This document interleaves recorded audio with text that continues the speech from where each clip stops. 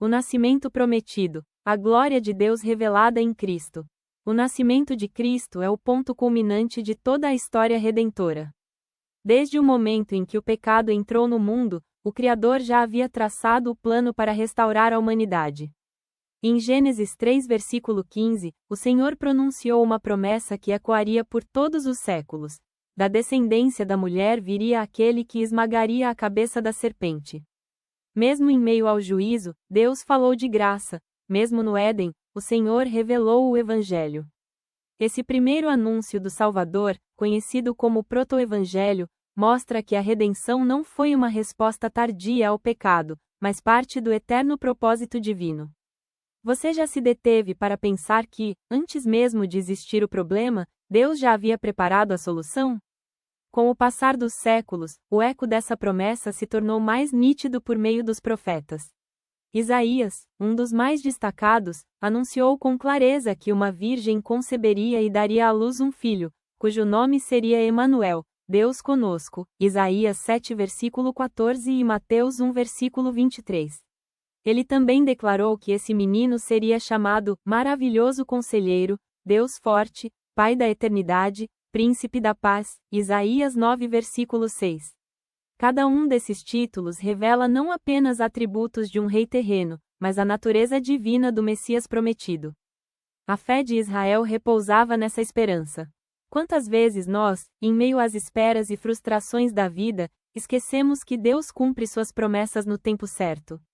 Essa fidelidade começou a se manifestar de forma concreta quando o anjo Gabriel apareceu a Maria.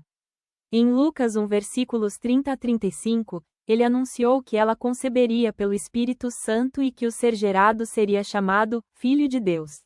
Maria, uma jovem simples, respondeu com humildade e fé: Eis aqui a serva do Senhor. Nesse momento, o céu e a terra se encontraram, e o milagre da encarnação começou a tomar forma. Deus escolheu o caminho da simplicidade para manifestar sua glória. Já refletiu que o mesmo Deus que criou os céus escolheu vir ao mundo por meio do ventre de uma jovem virgem? Que mistério sublime é esse, que desafia nossa razão, mas alimenta nossa fé? José, noivo de Maria, também foi visitado por um anjo em sonho, Mateus 1 versículo 20 e 21. O mensageiro confirmou que a criança concebida era do Espírito Santo e que seu nome seria Jesus, porque ele salvará o seu povo dos seus pecados. O nascimento de Cristo, portanto, não foi apenas um milagre biológico, mas uma intervenção salvadora. José creu e obedeceu, mesmo diante do escândalo e da dúvida. Como reagimos quando Deus nos chama a crer em algo que o mundo considera impossível? Assim como José, somos convidados a confiar mais na voz divina do que nas aparências humanas. Enquanto isso, nos campos de Belém, pastores humildes guardavam seus rebanhos. Subitamente, a glória do Senhor os envolveu, e um anjo lhes anunciou: Hoje vos nasceu, na cidade de Davi, o Salvador, que é Cristo, o Senhor. Lucas 2 versículo 11. Eles foram apressadamente ver o que o Senhor lhes revelara, Lucas 2 versículo 15, e voltaram glorificando a Deus. Aqueles homens simples foram os primeiros evangelistas, testemunhando a encarnação de Deus. A fé deles contrasta com a indiferença de tantos que viviam perto, mas não perceberam o nascimento do Redentor. Será que também temos ignorado a presença de Cristo no meio de nós, ocupados demais com nossas rotinas? Maria, por sua vez, observava cada detalhe com reverência. Lucas 2 versículo 19 nos diz que ela guardava todas essas coisas, meditando-as em seu coração. Esse gesto silencioso é profundamente espiritual. Em meio à correria e ao barulho, Maria escolheu a meditação, contemplar o agir de Deus com fé e calma. O verdadeiro discípulo não apenas ouve as boas novas, mas as guarda dentro de si. Quando foi a última vez que você parou para refletir sobre o milagre da encarnação? Não apenas para compreendê-lo, mas para adorá-lo em silêncio, reconhecendo que o Filho que nasceu é o Senhor que reina. O apóstolo Paulo, muitos anos depois, expressaria a grandeza desse mistério com clareza teológica. Vindo, porém, à plenitude do tempo, Deus enviou seu Filho, nascido de mulher, nascido sob a lei, Gálatas 4 versículo 4.